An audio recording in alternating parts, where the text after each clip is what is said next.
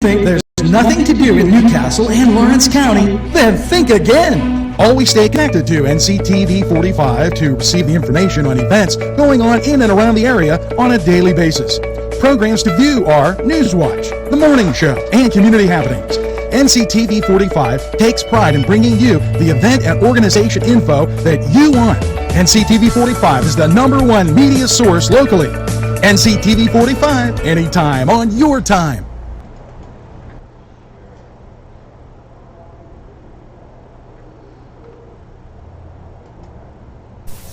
Yes, it's New Age graphics for signs, wraps, banners, printing. Dan Ferry, owner, gives you such quality work, you'll be amazed. Don't be afraid to call him. Office 724-656-4934. Fax 724-656-9320. Cell 724-651-8769. They're located at 1031 Butler Avenue in Newcastle. D. Ferry at newagesigns.com. Today's program was paid for by a grant from Pegley's Pasta and More, East Washington Street in Newcastle.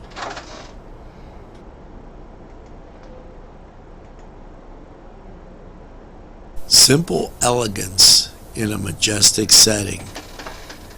Yes, right here in downtown Newcastle, minutes away from shopping, seconds from a gas station, and let's not forget pastries, a restaurant, and oh yes, the schools. The majestic for that majestic lifestyle, right in the greatest castle, Newcastle. Come by and take a look.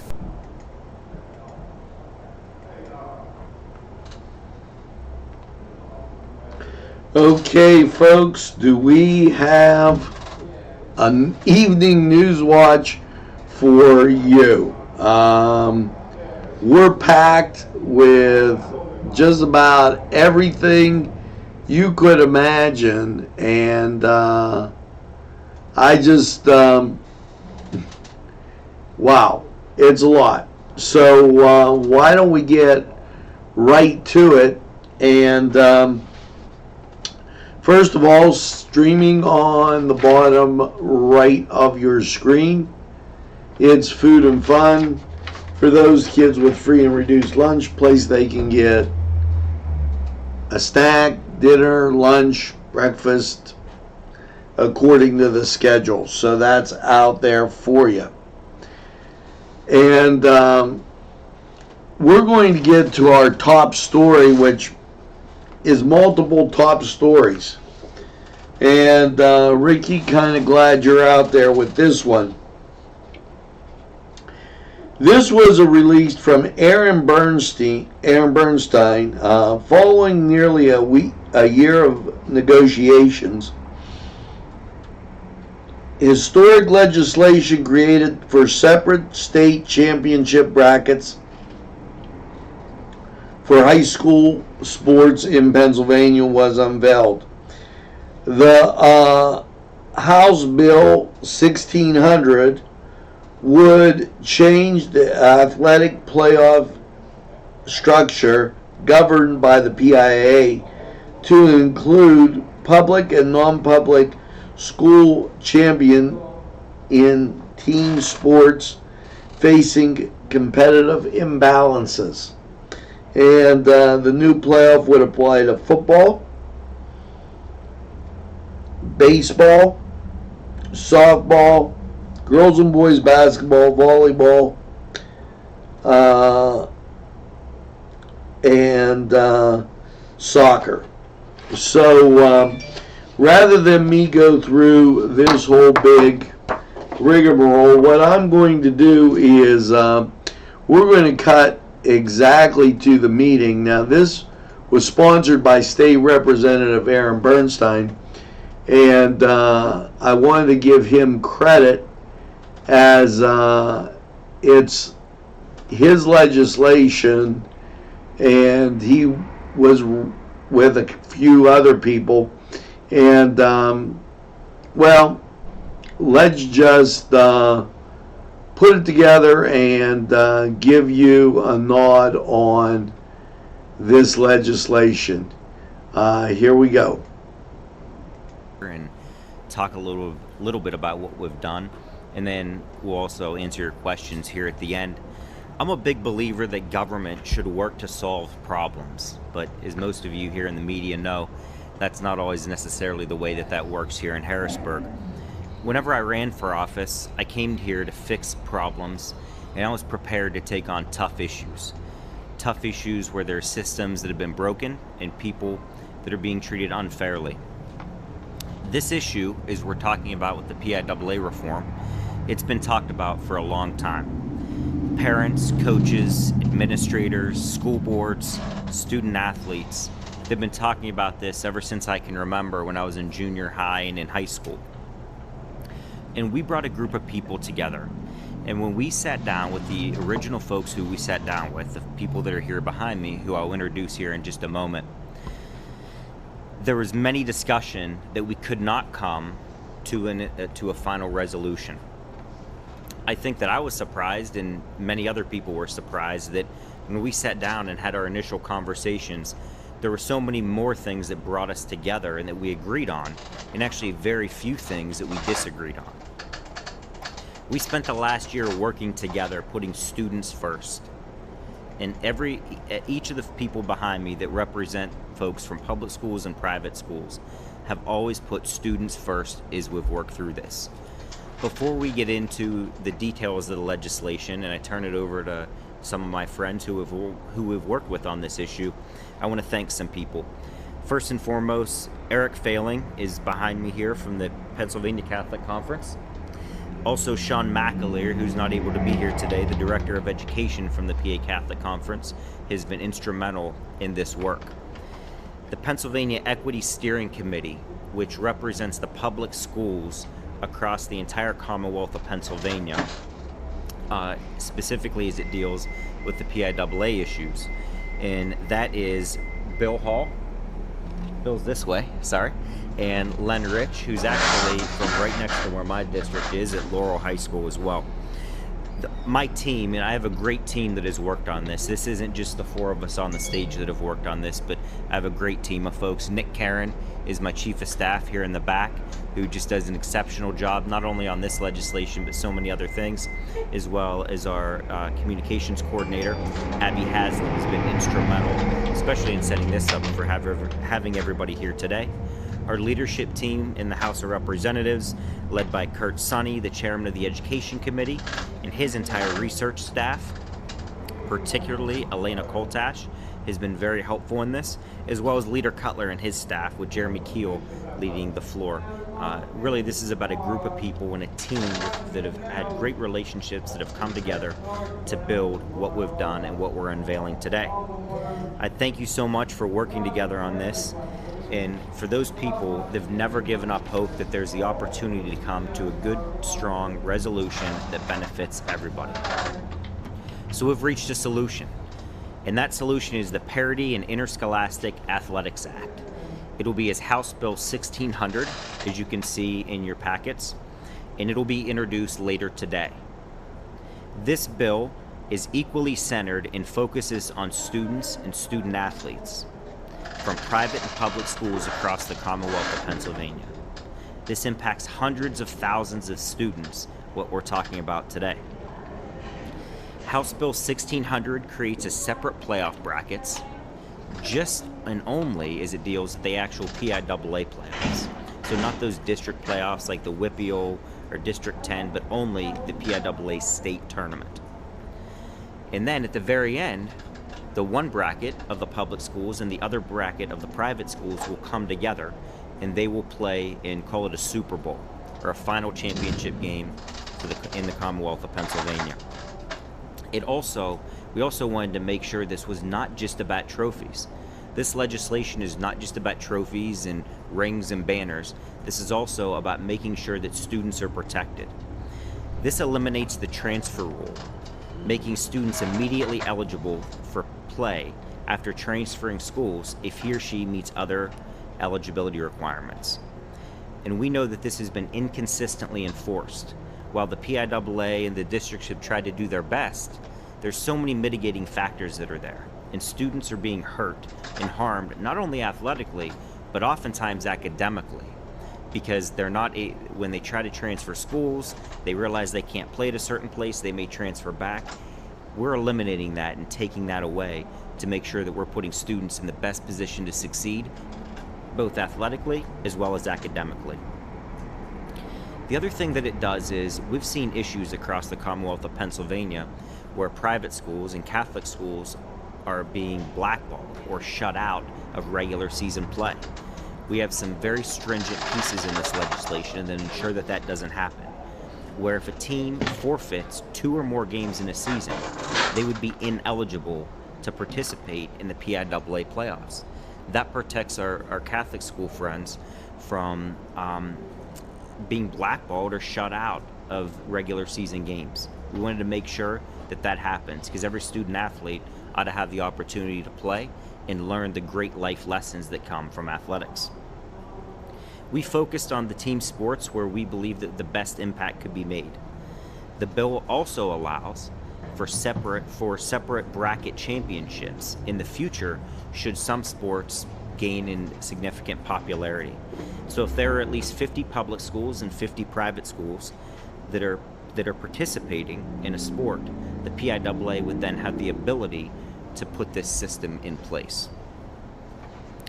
Lastly, it increases fairness on the PIAA district committees to ensure that each district accurately reflects the makeup of schools in that given area.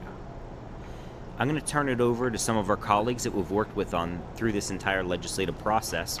And then at the very end, I'll come up and we'll answer whatever questions you have. So at this point, from the Pennsylvania Catholic Conference, I'd like to introduce my very good friend and partner in this project, Mr. Eric Phelan. Eric? Thank you. Thank you. Good morning, everybody. Thank you very much. Representative Bernstein, representative of the public schools, thank you very much for all joining us today. I think the representative hit it on the head for us. This is about academics, and this is about athletics, and this is about fairness. We care about the kids. We want to make sure that all the kids across the Commonwealth have an equal and fair opportunity to participate in sports, to play in sports. I've already started getting emails. I've already started receiving phone calls. The press corps is excellent. You started reporting on this before we even had the press conference, some of you. So I've already started getting questions and concerns from people.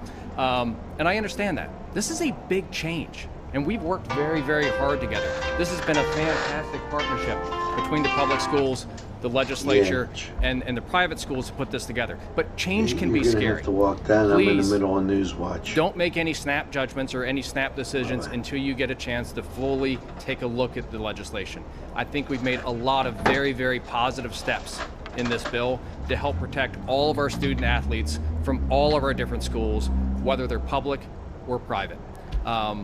This is about the kids. It's what we've cared about. It's what we've always cared about. We'll work through all the issues. We'll get all the questions answered. But I think at the end of the day, people are going to be very happy with the work that we've done in partnership with one another. I'm not going to stand up here and talk all day. So I want to introduce one of my co-partners on this, Bill Hall, William Hall. He's a co-state coordinator of the Pennsylvania Athletic Equity Steering Committee, and he's superintendent of Mill Creek Township School District.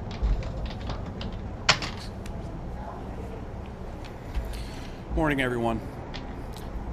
A little over a year ago, I participated in a conference call with a few school district superintendents to organize a grassroots effort to bring about much needed change to the PIAA playoff tournament structure.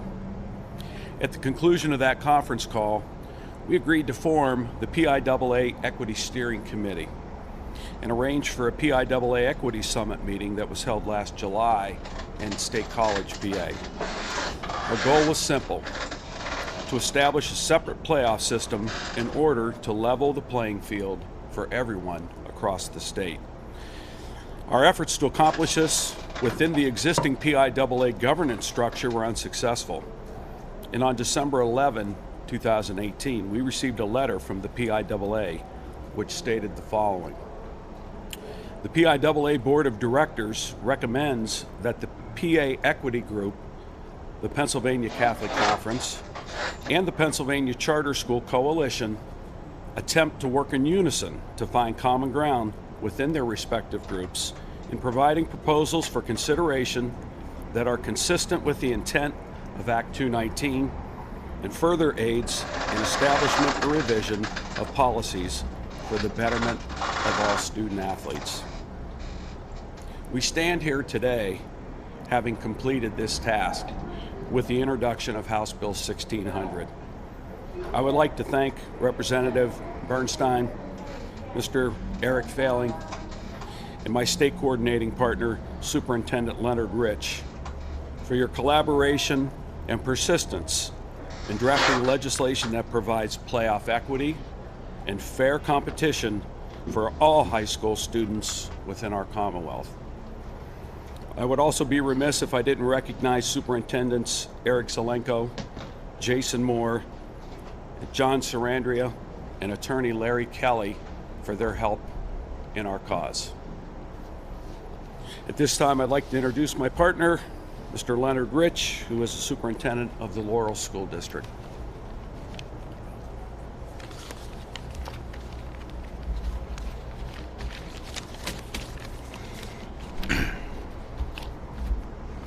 Thank you.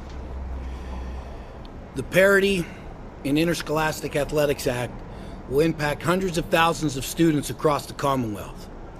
It has been an honor and a privilege to work with public school superintendents, with Representative Aaron Bernstein and his team, most significantly Abby and Nick, with Eric Failing and Sean McAleer of the Pennsylvania Catholic Conference, and my partner, Mr. Bill Hall. The Parity Act is a positive correction to a problem that has evolved since 1972. All parties here today have the best interests of students at heart. The reason why this legislation is different is due to the partnership and cooperation of all the stakeholders represented at this conference. We, meaning the public schools, the Pennsylvania Catholic Conference, and the legislature, came with a spirit to get something done. Thank you.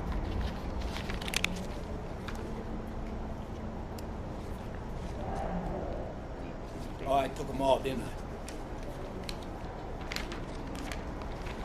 I? Okay, so happy to answer any questions that you folks have, and fire away. Yes, sir. Based on what Mr. Hall just said, it sounds like the PIAA asked you guys to do this. Give us something. Yeah. Is that correct? Yeah, that's correct. And I believe in your packets there's a letter, and if not, we can provide that to you later, that talks where the PIAA sent out a letter and said that we should get these groups together and work out a compromise. And the partnership of what we've done with the groups that for so long have not been on the same side, and we brought them together. And you know, I think it's a credit that the first time we sat down, like I said, there were many issues that we all agreed on. And you know, you just have to sit down, I think, and talk to people and understand what are the things that are top of mind. And the thing that I'm most proud about is every single time when we sat down and had a conversation, every single time, the folks behind me and the people in their groups that are behind me, the focus was always on the students. Students. It was never about protecting their own kingdom or fiefdom or whatever that is. It was really about making sure that we were protecting students, and that's a great framework to start from. Mr. Failing, is it?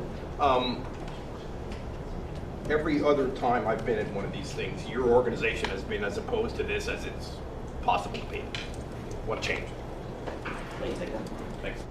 That's an excellent question. You know, I took over as executive director for the Pennsylvania Catholic Conference about a year ago. I took over in June.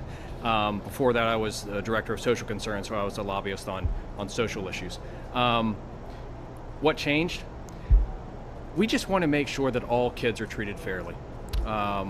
there have been issues, and we all know that there are issues in sports. We all know there are issues with the PIAA. Not the PIAA's fault. They try to do everything as best as they can. But there are issues. So when we had the invitation from the good representative to sit down and work on this issue, it's exactly what we wanted to do. We don't close our door to anybody. If anybody wants to talk to us about any issue, we're happy to come in and see if we can reach a compromise. Being the charter schools with the public's critical to your going along with it? I'm not going to say it was critical to us going along. The charter schools are public. I mean, that's in the code. So. Eric, I'm sorry. Popular today. With all due respect, we've spoken to Sean numerous times on this. Sure. He, representing your organization, has been adamant that in no way would there be separate playoffs, and he was not shy about threatening a lawsuit should that come. So, seriously, what changed in your mind? I think when you take a look at the legislation, it's more than just separate playoffs. That is a component of the bill, but there are a lot of pieces to this bill. As the representative mentioned, we're going to eliminate all transfer rules with the exception of mid-season transfers. Catholic schools and private schools can no longer be kicked out of separate leagues. We can no longer be blacklisted or blackballed out of regular season play, so we're guaranteed games. I mean, we have some schools, especially in rural areas, they need teams to play, right? And if we have teams that are refusing to play us, that hurts our kids, and nobody wants that to happen. So we came together and we struck a compromise. There's some misinformation that seems to be spinning around out there that especially some of our smaller, our rural schools, private schools, won't have anyone to play. They'll have to travel too far. It's not the case. So we're guaranteed that we're going to have more regular season games. We still go to districts just like we always have. Whoever wins districts, that's the only time when the separate championships actually take place. So all public schools are going to be guaranteed a playoff championship. All the privates will be guaranteed a playoff champion as well. And then we just come together at the end for a statewide championship. So I think there's a lot of good trade back and forth. See, now you make me feel guilty because I'm not letting these guys go. You're fine. You're central to this story. Yeah, the boss throwing me under. That's okay. The fear of the forfeit rule. Yeah. Have your schools, and I'm assuming this is when you're in leagues with public schools, have your schools experienced some blowback there that league rivals don't want to play each other in league play? We've had some issues where there's some teams that just didn't want to play ours. Non-league setting, of course, schools would just choose not to schedule you in the first place. Well, and one of the other points I'll make about this legislation, when it comes to the actual playoff, the split playoffs, right now the PIAA sets who's going to play who. They set the brackets for the playoffs. Sometimes we're in situations where we have first round where a Pittsburgh school is playing a Philadelphia school. That's a cost for the driving. Under this piece of legislation, those separate playoffs brackets will be set separately. So the private schools will set their own playoff brackets. The public schools will set their own playoff brackets. Reading from the bill, there shall be an equal number of public and non-public schools in each inter-district playoff system. 85% of the schools in the state are publics. Probably more than 85 if you include.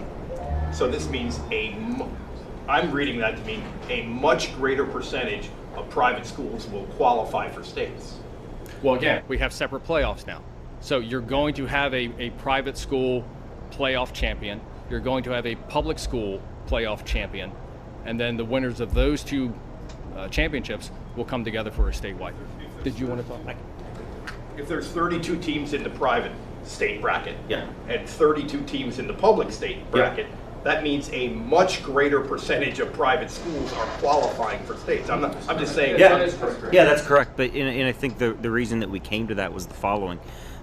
We thought that people should have to win a certain number, the same number of games to achieve that state championship. So what we didn't think was fair, and this was from both sides when we all talked about it together, was if there were 16, I'm just making up a number here, but 16 teams in one side of the bracket and 4 in another, right? We don't think you should be able to win just 2 games or so and get to that point.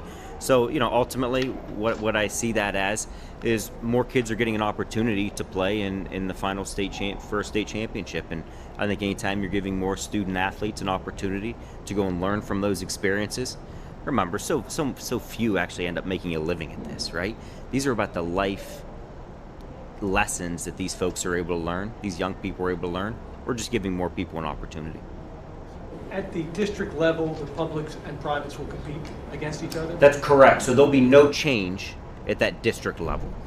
Top 6 teams are public schools, and the 7th and 8th are private schools. 7 and 8 will be guaranteed to go to the state playoffs in their bracket. Yeah, I mean, in summary, yes, but that component will be up for the PIAA to figure out on exactly how that works, and we've put in there where the Catholic school, well, I say Catholic, but the non-public schools, as nearly all of them are Catholic schools, and then the public schools, they'll have the opportunity to work and talk about that through the PIAA governance process.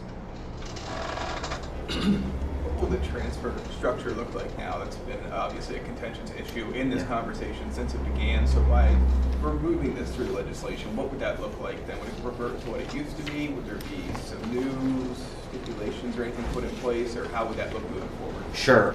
In the exact and specific language is there in the bill, but in summary is what it does. It basically eliminates that transfer rule. Okay, students have the ability to transfer from one school to another, and I think it's important that students and parents are able to make a decision that's best for them. And I'll tell you, some of these stories that I have heard about students that are unable to participate in a sport are sickening. And some of these things are very simple, where if it's a bowling thing, I mean, I heard a story where a transfer at a certain time, somebody isn't able to play for no reason other than decisions that adults have made. I don't think that's fair to students. So what we did with this now, if it's in season, they have to transfer before 50% of those regular season games are played in order to transfer, unless there are those extenuating circumstances. We never want to hurt kids that are, moved for an economic reason, or their parent serves this great nation and move for military reasons. So there are some stipulations in there, but in summary, pretty much we're basically eliminating the entire thing. We don't want to hurt kids anymore. That it's been done for far too long. I'd like Rich or Bill to address the transfer issue, either or both. There are no rules. This opens it up greatly, and that one of the issues of your equity conference was private schools loading up with transfers. This seems to completely open the door. Well, as far as transfers go, if you look, there have been rules on the books, whether it's the new rule or the old rule, but the only thing that has been consistent is inconsistent enforcement, inconsistent interpretation. So depending upon the district, depending upon where you were, you could have similar circumstances and different rulings. As far as the loading up, if you will, we're going to separate playoffs. So we believe that if we're all on the same playing field and we're competing with similar types of schools, remember, in order to be a public school, they're still going to have to meet the enrollment guidelines of that public school. Most of those guidelines are geographic. Some allow for non-resident student enrollment. But the transfer rule and the inconsistency of the transfer rule, in my opinion, wasn't worth the effort. Mr. Hall? Yeah, I would just, in summary, the issue has been that for the publics, that the privates have been able to build up athletic powerhouses with the transfer, and come playoff time, those public schools that go into the first and second round get bounced early, right? With the separation of playoffs, those private schools will start to play other schools that have that same recruiting advantage. And for us in the public sector, we're going to have some schools that are going to come in first and second round and play on a level playing field and maybe move along to the first or second, or hopefully to the state level. But how does this address the inconsistency of enforcement that you just talked about, Mr. Rich? Go ahead. Yeah.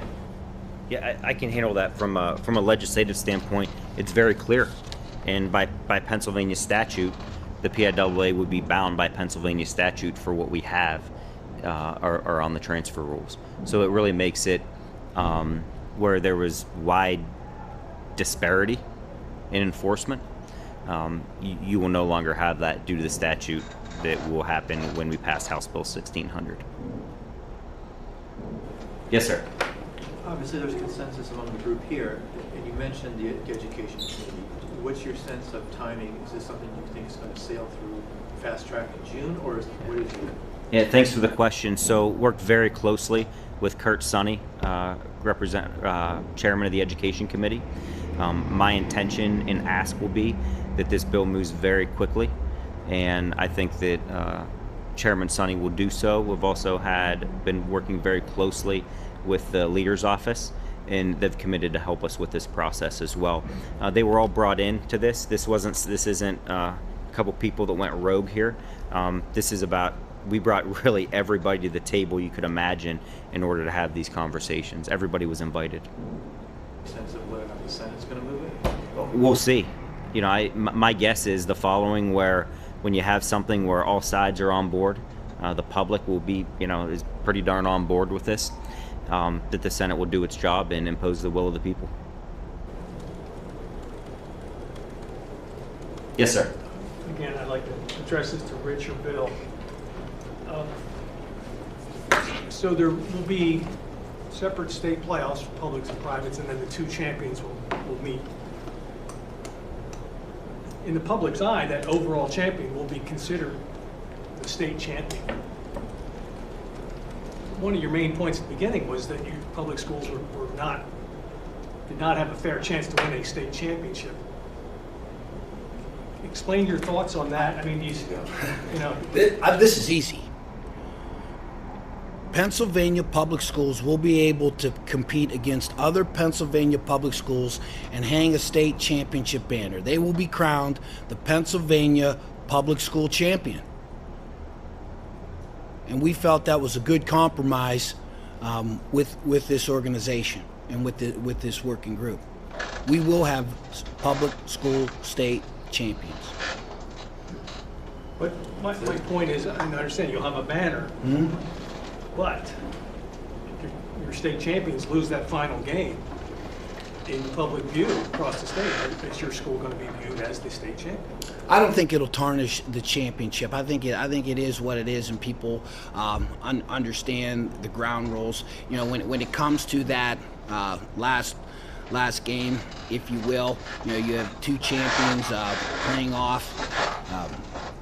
If you look at the round ball in Pittsburgh or some other post-championship tournaments that wrestlers participate in, there are some other types of tournaments they participate in beyond the state championship. But in our minds, and as far as the state equity committee is concerned, we will be able to hang banners, Pennsylvania public school champions, and that's very important to us. And I would add to that, I think it's going to bring back some excitement to the state playoff championship game, in that because you are going to have a public school state champion, that those smaller communities that follow their homegrown talent, I think you're going to see an increase in participation and people attending those games. And then I think that game at the end is going to be a very popular one, because as we all know, anything can happen in one game.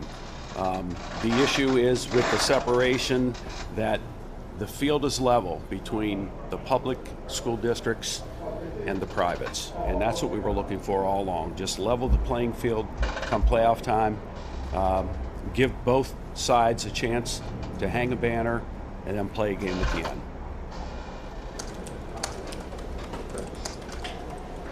Look, at the end of the day, there have been more arguments over high school athletics in this state than any of us can recall. Am I right? Let's stop arguing about kids' sports. These kids want to go out, they want to have a good time, they want to learn important life lessons about winning and defeat and how to handle both as ladies and gentlemen. That's what we should be focused on. Just let the kids play. that's what we're trying to do here today. I have time for one more. Do you have across the aisle support on this yet? And if not, are you expecting to have that soon? I mean, where are you at in terms of working with anybody else? Yeah, so no, go ahead. Because Rep. Conklin, most of us, I think, were in State College when he brought his legislation forward. So I'm just curious, this obviously is much wider scope, I guess you could say, than what that legislation seemed to be. So can you just tell us where you are on that front, from the actual legislative perspective of it? Sure, I'll talk about it in general, and then I'll get a little bit more specific on it. So from working with this, I'll tell you, we've kept this pretty much under wraps, besides the people that were representing the folks. And the reason why is I didn't want to have the fight in the media. I didn't want to have the fight from people that weren't necessarily informed on all the issues and what was happening. And it was great to work with this group. And I don't think there was a week that we didn't collectively talk at least 3 or 4 times, right? It helps that I become good friends with these folks too. So we talk about other stuff. And so, you know, this hasn't been out yet. We just put out the co-sponsor yesterday. We have quite a couple co-sponsors on it now. I'm not sure how many. We'll be sending out the letter where both the groups that represent hundreds of thousands of students are supporting the legislation. I'm sure we'll get more co-sponsors on that. And I'll share with you why this legislation is different than maybe Representative Conklin's. We wanted to bring everybody together and have all stakeholders at the table that represented every single student across the Commonwealth of Pennsylvania. This wasn't about just sending it out there and talking about something in without being specific. We really wanted to make sure that we did that. Is the PIAA, they've read this and they're on board? Yeah, so we sent the information to the PIAA through the process. We've had general conversations with them. Obviously, they have or will have this language as soon as I'm done. The final piece of the language came out. We actually just put those in the folder, so if they're still warm, they're literally right off of the copy machine press. You see Nick and Abby back there, their arms are a little tired from plugging those things in. But you know, here's the thing, we're willing to talk to the PIAA about this. They were welcome to the table before, and we had those general conversations. Remember though, we did exactly what the PIAA requested that we do. So I'm gonna wrap it up there. Thank you guys so much for coming out, and feel free, all my contact information is on there. If you have any additional questions, feel free to reach out to us. Thank you so much for coming today. Now, that concludes that part of the PIAA restructuring. And as I said, news just breaking everywhere as there was an ordination this week, and Nctv45 keeping up with what's going on there. And here pictured are the 2 new deacons, okay? And here was the statement read. And Bishop David Zubik, following a prayerful retreat at Passionate Monastery, St. Paul's Seminary, I was ordained to the deaconate along with Michael J. Fax, and I think you say it Fax, and this is Cedric Hawkins' release, at Mary Mother of Hope Parish in Newcastle, Pennsylvania, which is part of the newly formed Parish Holy Spirit. The ordination took place on Saturday, on the eve of Pentecost. The people of St. Paul, St. Benedict Moore, St. Charles Laguana, and St. Joseph Verona, St. Elizabeth Ann Seton, and St. John of Westminster, Maryland.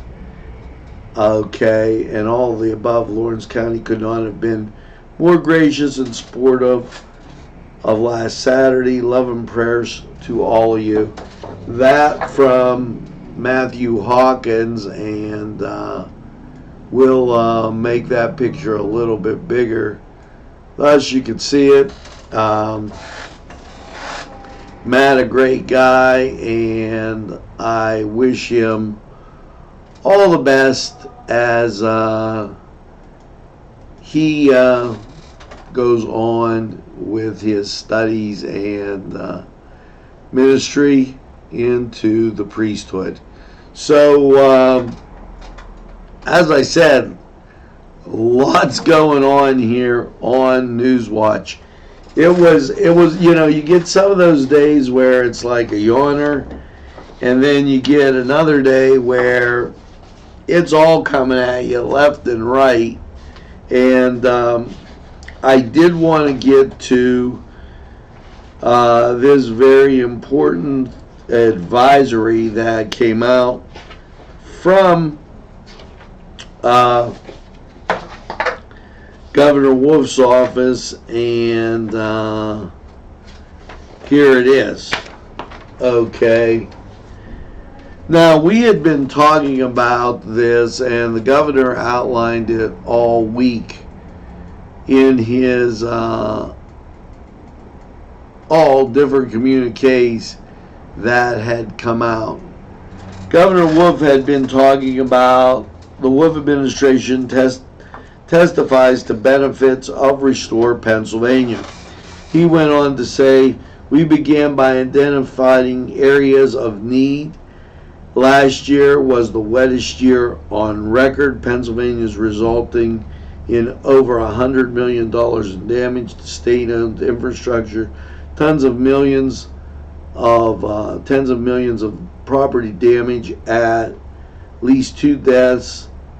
Pennsylvania Emergency Management reports 80% of the flooding occurred and happened in areas that have never flooded before. Okay, that was just some of from the Wolf administration as they testified.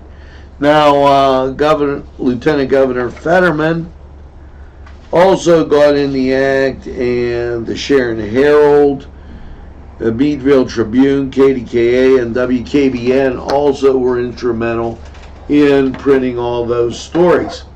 Well, today, and in recapping, okay, this also can help. The only way we can raise funds necessary to fix Pennsylvania infrastructure was with this Restore Pennsylvania plan, and he outlined programs in Keystone communities to help. Okay, now that being said, he came out on the heads of the introduction of Restore Pennsylvania legislation. Today, Governor Tom Wolf outlined a proposal which will help Rofs address critical infrastructure needs in Pennsylvania. Storm preparedness, disaster recovery, providing high-speed internet access, combating blight, contamination, remediation and brownfield cleanup, green infrastructure, transportation, capital projects, downstream manufacturing, and business development and energy infrastructure. So he went on to outline all of that, and that seems to be a lot coming out of Harrisburg today. As you hold on to your hat, it was one of those days.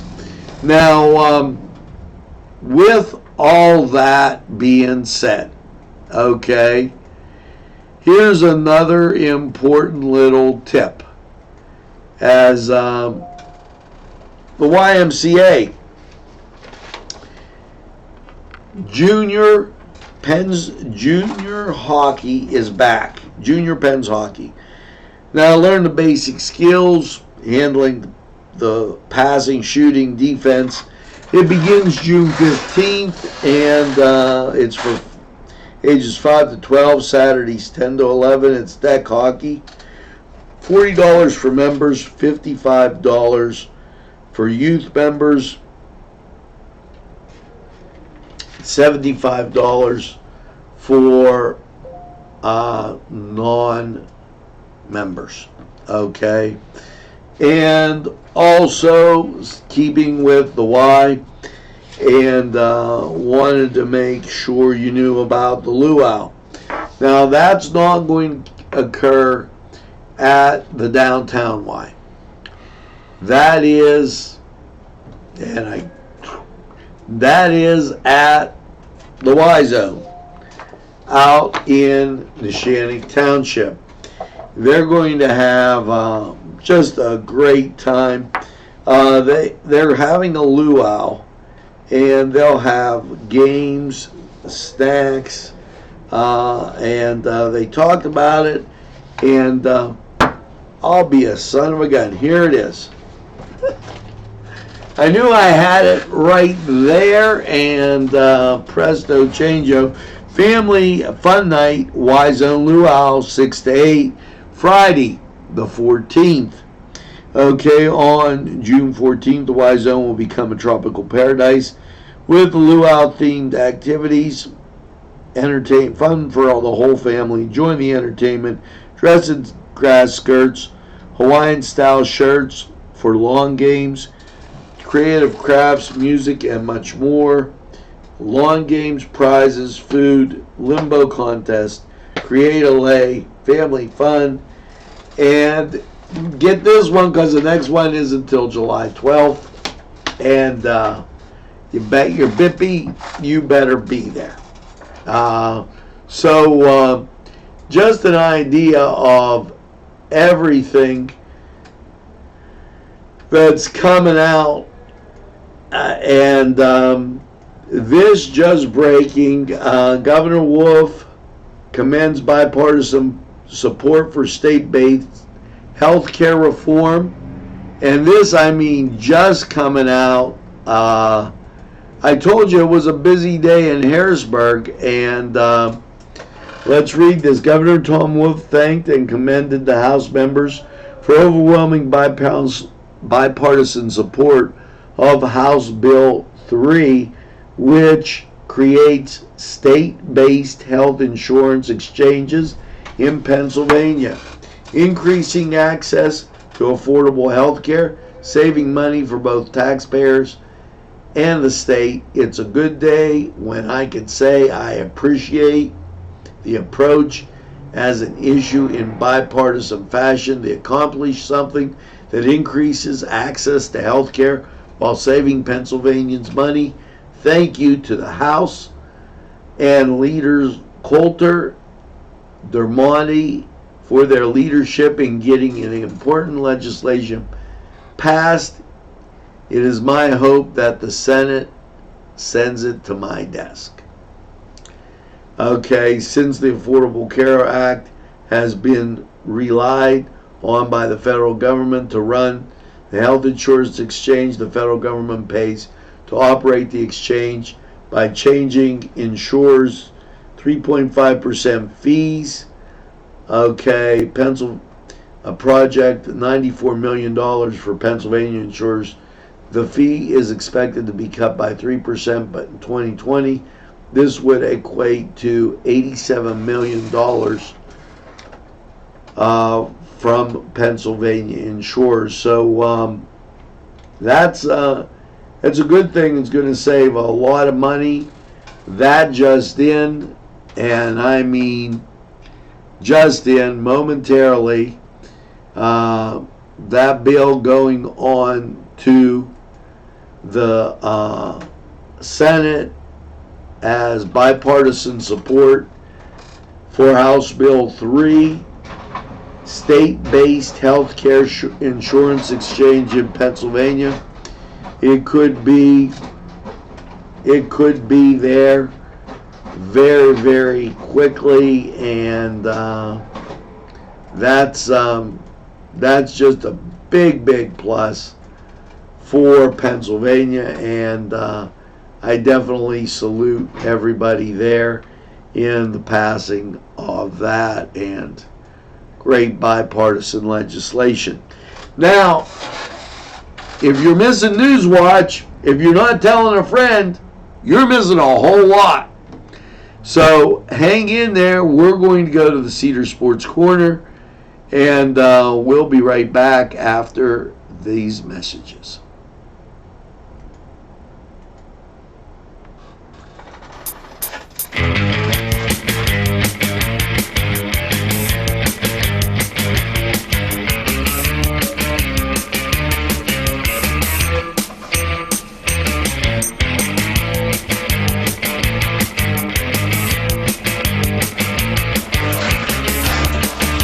Program was provided through funding from Cedars Restaurant in Newcastle, Pennsylvania. A special thanks to Cedars, featuring Middle Eastern, Italian, and American cuisine. Sylvan Heights Golf Course in Newcastle, Pennsylvania features many amenities, lush fairways, and great greens, and many challenging shots. Your crowd will applaud. A short drive from Butler, Sharon, Pittsburgh, Elwood, and Youngstown. It's Sylvan Heights Golf Course in Newcastle, Pennsylvania. Hello and welcome once again to the Cedars Sports Corner Report. And Major League Baseball now taking center stage as we come into the summer months. And what do you have? Well, Pittsburgh, the Buccos down in Atlanta, maybe get some Coke on Peachtree Street and try and beat those Braves. Now the battle for Ohio takes place as Cleveland at home against Cincinnati. The battle for New York as the Bronx Bombers, New York Yankees, take on the Mets. Arizona, they'll be at Philadelphia. Toronto will be at Baltimore. The A's, they'll be at the Tampa Bay Devil Rays. And St. Louis will be at Miami. Milwaukee travels to Houston. Let's go Astros. Seattle takes on Minnesota Twins. And Chicago Cubs, they'll take on the Colorado Rockies. Your late games, San Diego, they're at San Francisco. And the Dodgers battle the Los Angeles Angels in baseball for the West Coast. And you know what? Let's go Dodgers. I can't help it. Dodgers, Mets, I'm behind you. So that was the Cedars Sports Corner. Head over to Cedars, get some great food, great wings, and enjoy the games. And tell them Nctv45 sent you. Now let's take a time out.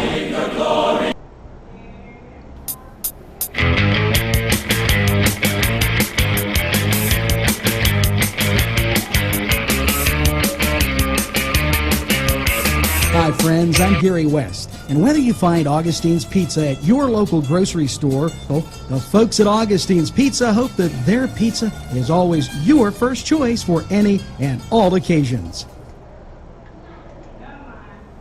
Hey, when you need to get out and have just a little bit of a relaxing afternoon, morning, I got a great idea. Why don't you go play around the golf? And you don't have to go to the big courses, be crowded off. No, go a short drive route right up Route 18 to New Wilmington, Pennsylvania, and you'll see Morelands. A great par 3 golf course, Morelands, just right for you.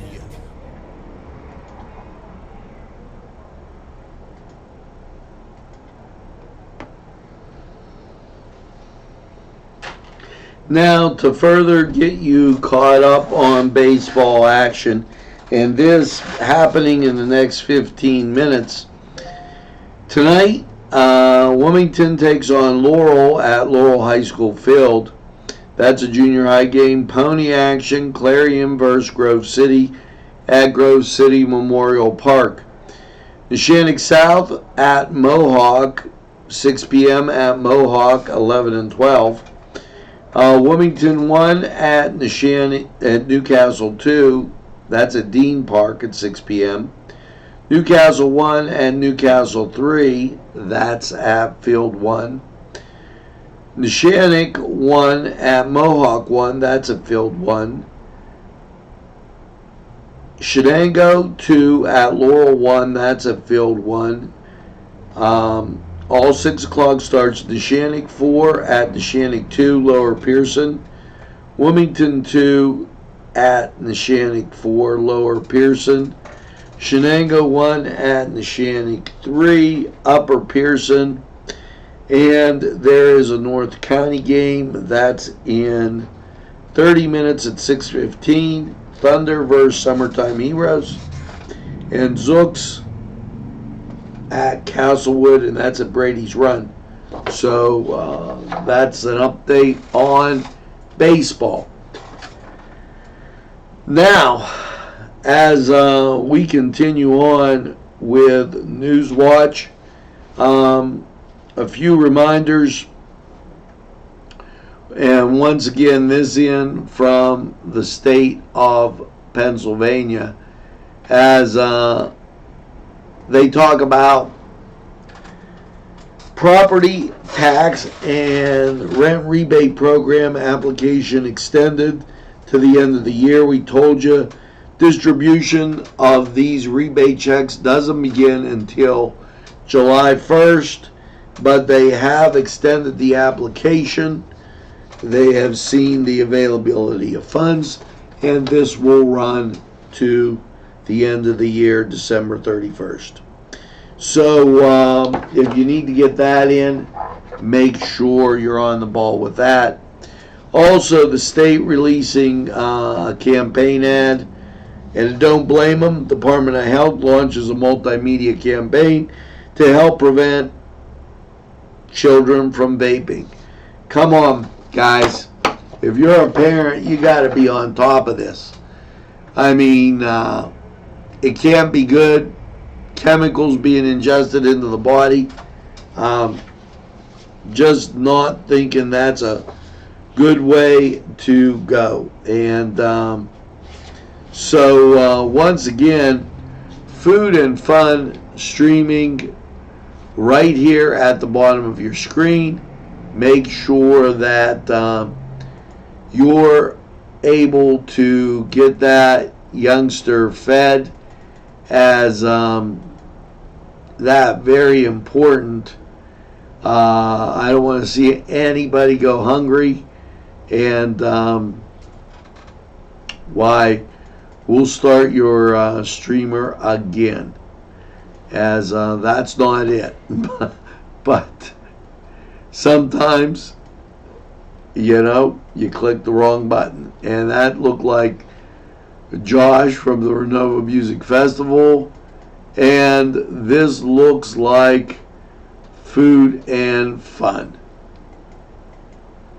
So, as we continue on with Newswatch and the streamers going, don't forget to get the kids fed.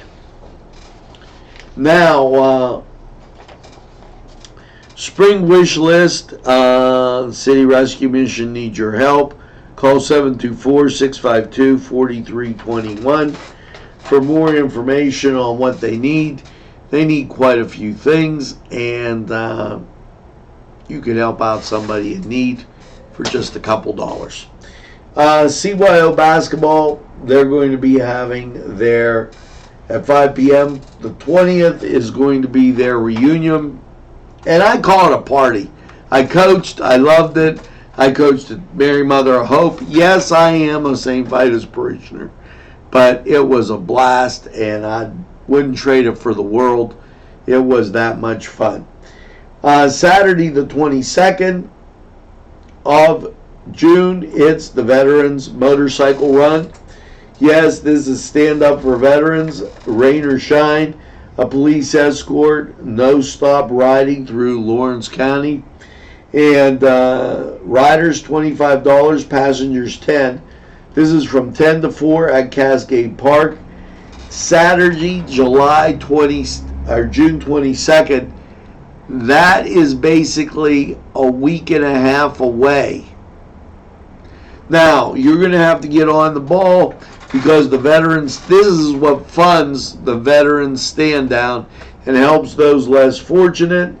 That occurs in September. Make sure that you're on the ball with that.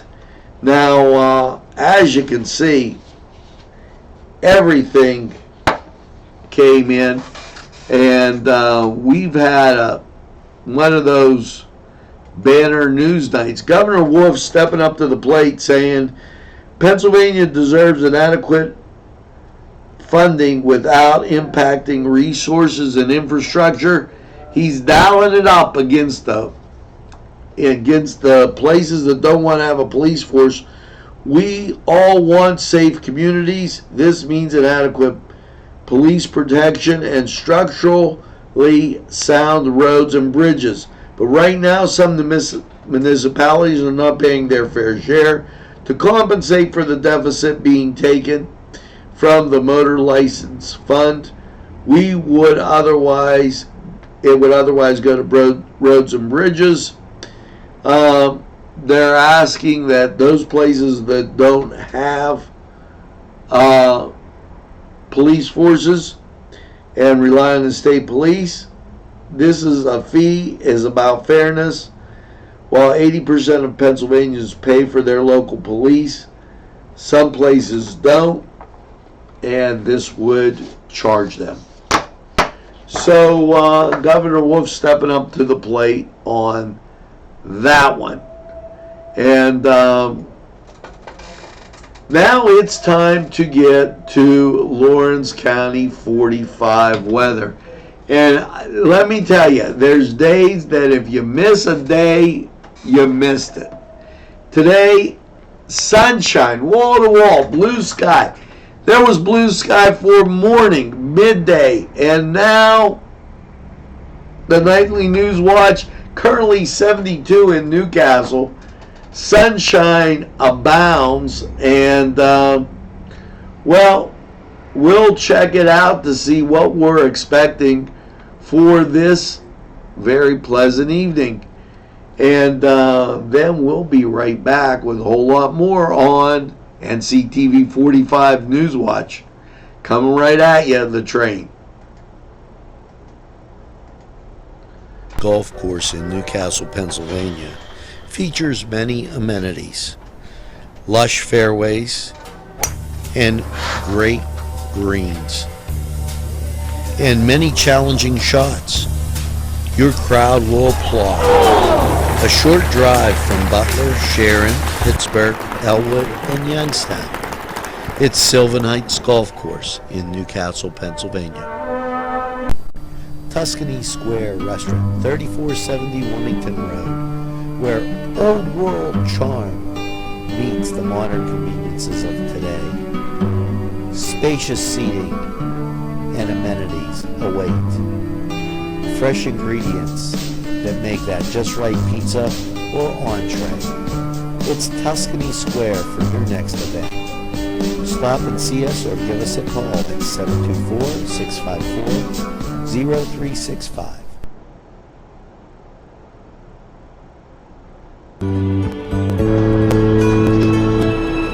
Hello and welcome to Lawrence County 45 weather. Well, after last night's rain and overnight low of 50, how are we looking? Well, as you look at radar, national, well, local clearing out, and national we see clear skies behind us. That's setting you up for a delightful Tuesday. Sunny today, high at 71. Now Tuesday night, mostly clear, low 49. Wednesday, mostly sunny and 76. Wednesday night, we get a little chance of rain, mostly cloudy, 57. Chance of rain is 60%. And then Thursday, rain, cloudy, 68. Chance of rain, 70%. Thursday night, mostly cloudy, 50. Chance of rain drops down to 40%. And then Friday, out pops the sun. Sunny, 70 on Friday. Friday night, mostly cloudy, 54. Saturday, sunny, 73. Saturday night, chance of rain, 40%, mostly cloudy, 56. And Sunday, sunny and mostly cloudy, 50. Now, that was Lawrence County 45 weather. And we're going to take this break. We'll be right back after we hear from these great sponsors who would like to hear from you. Today's programming is brought to you by Nctv45 and NC Radio 450, Newcastle's community television station.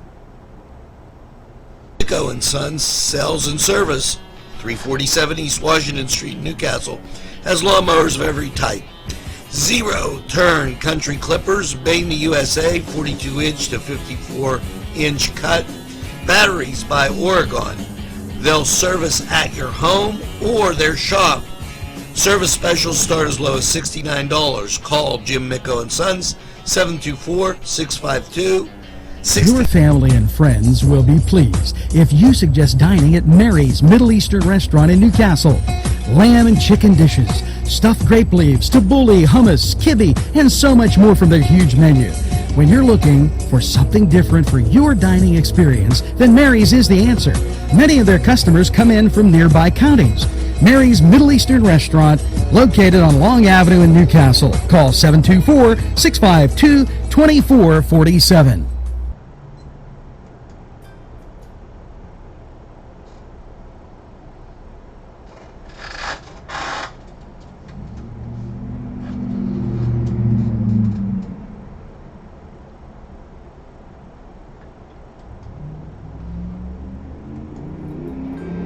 Arlington Market, located at 726 Arlington Avenue, has all the great food you remember.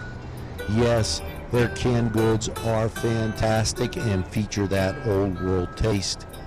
And meat, cheeses, produce, lunch meats, fresh cut meats, groceries, and so much more. It's Arlington Market. It'll make your table look spectacular.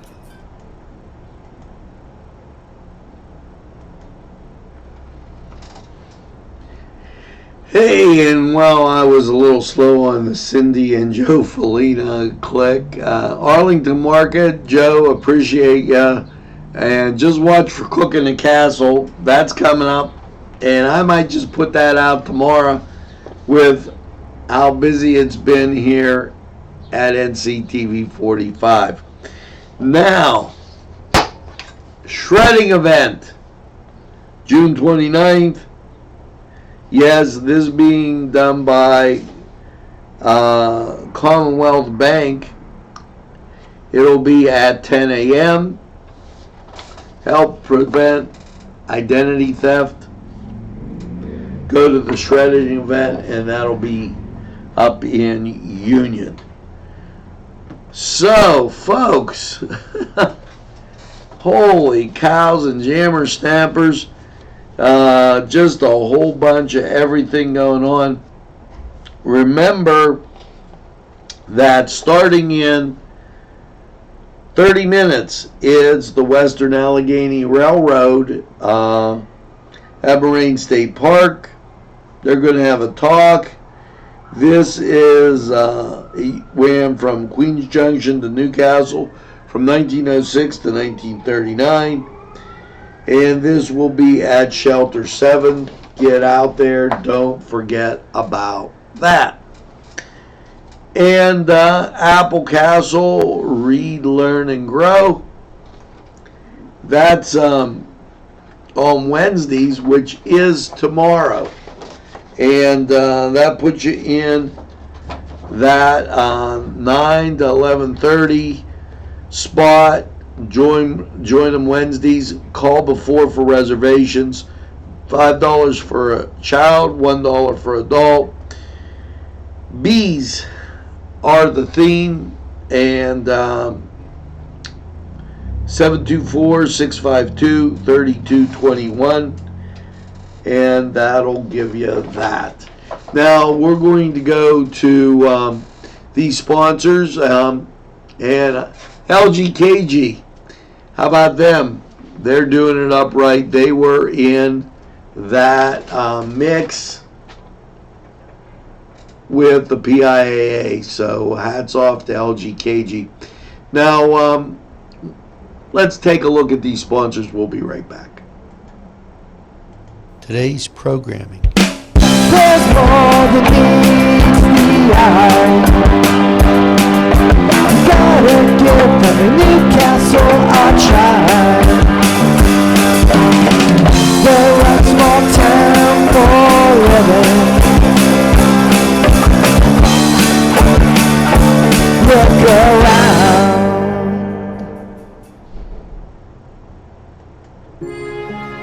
At our law firm, we see you. Come see us at lgkg.com. 5.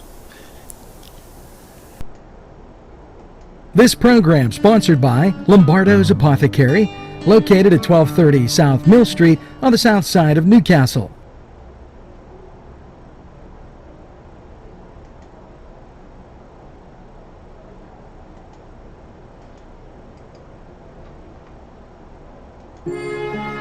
At our law firm, we see you. Come see us at lgkg.com. Brought to you by Nctv45 and NC Radio 450, Newcastle's community television station.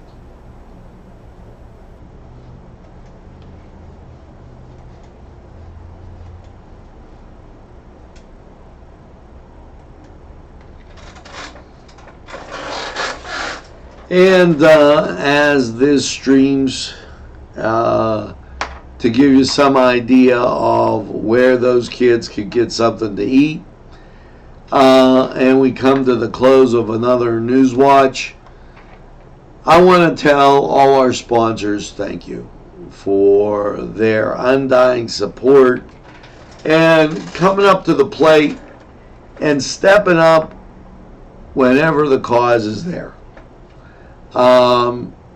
They do one heck of a great job. I'd like to thank our viewers who, through thick and thin, are always there watching NCTV45. Thank you for making us your favorite community television station. I totally appreciate that, and it's good people like you that make this a great place. Now, as we get ready to end this Newswatch, I've got one thing to say. Make sure that you tell a friend, and have a friend tell a friend about NCTV45. They'll be glad you did. And when they say, oh, I don't watch a lot of television, all you have to tell them is NCTV45. The train, it's available anytime on your time. Always in the pursuit of excellence, it's NCTV45. Now, make sure you get that second cup of coffee, and as you do, make sure that you enjoy the baseball games tonight. Hit the ice cream trail. Just enjoy summer in Newcastle, Lawrence County. It's a great place to be. Have a pleasant evening, and until then, we'll see you on down the road. Have a great evening, folks.